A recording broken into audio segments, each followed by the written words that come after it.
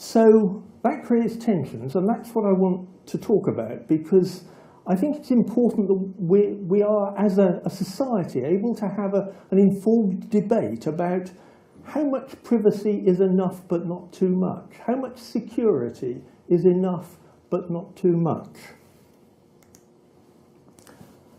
Privacy is a human right. That's simply quoting the Universal Declaration. In the physical world, we've got all kinds of protections. This is evidence that we care about our privacy. We've got doors, we've got obscured glass, we've got locks, we wear clothes, we put up shutters. And technology continues to erode the privacy that exists in the real world, in the three spatial dimensions. Security cameras, automatic number plate recognition take away anonymity.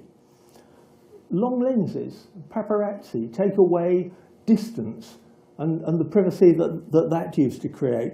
And body scanners are increasingly being used to see through clothes, for example.